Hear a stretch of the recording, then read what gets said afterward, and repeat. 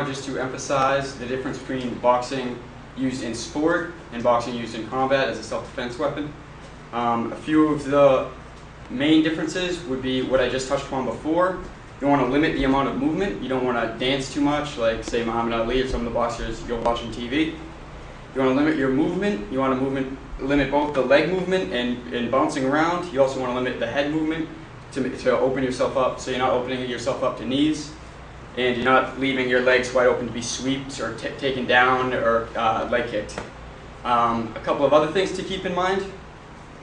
As far as the striking goes, the jab can be very useful in the street. All you have to do is open up that hand, and instead of striking with a closed fist, you leave all your fingers open and you just convert it very quickly into an eye poke. And then you can just jab the eyes, just keep that jab in their face, and as soon as you connect with one of those eyes and you see them blink, that's when you follow up with the right hand left hook. Some other useful weapons, instead of using the hooks for in-close fighting, like here, the hooks can be easily converted into elbows, often seen in Thai boxing. The elbow comes up just as if you're hooking, but instead of striking with the fist, you just strike with the elbow and you turn it over.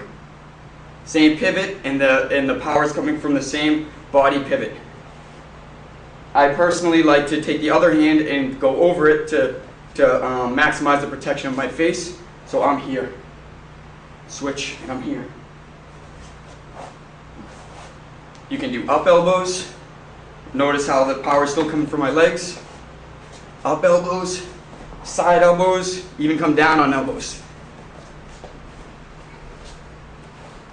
And you can put them together with the striking, the eye jab, the right hand, left elbow, right elbow, down elbow, bring that face up, follow it up with the right hand, left hook, down elbow, knees. Most of the other tools will carry over very effectively onto the street. The same basic concepts. You always want to have your hands up, always want to keep that chin down. So if you do get caught with a punch, if your chin's down, you're not going to pop your head up. You're going to keep your chin down nice and tight. So even if you do get hit, it's hopefully on the forehead, not the nose or jaw.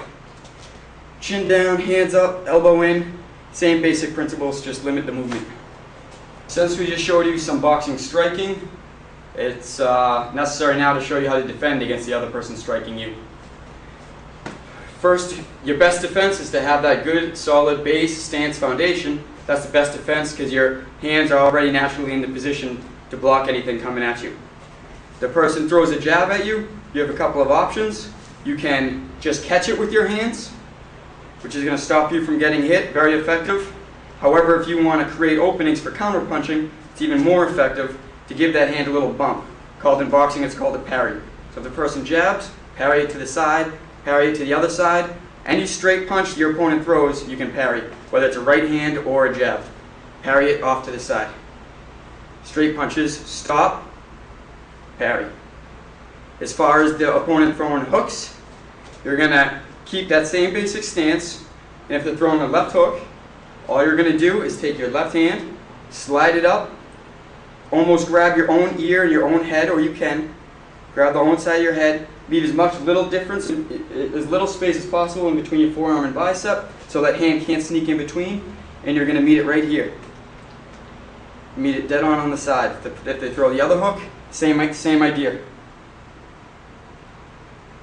If you have a big, strong guy and he's swinging for the fences, you can take away that blow, which can still hurt, even if you just take it where you want to take it. You can take that away by absorbing it and moving with it. That hook's coming from here, you move with it. And moving with it can also bring in effective counterpunching, because you absorb it, use that power to come back and counterpunch. So you have block, block, parry, parry, block the hook, block the hook. You can also block that strong right hand if you're afraid that parrying isn't enough. If you have a larger opponent, very strong, you can do the same thing. Bring it up in front of you like this. Absorb the power. Send it back at him. Block here, counter. Block here, here. If he goes to the body, that's why you want to keep your elbows in at all time. Keep those elbows here. I still like to personally keep my hands up because I'd rather be caught in the stomach than the face. Just drop my elbows. Some people will drop that front hand like this and use the shoulder to protect their shoulder. Here. So now, with the help of Yuri, I'll go over some defenses.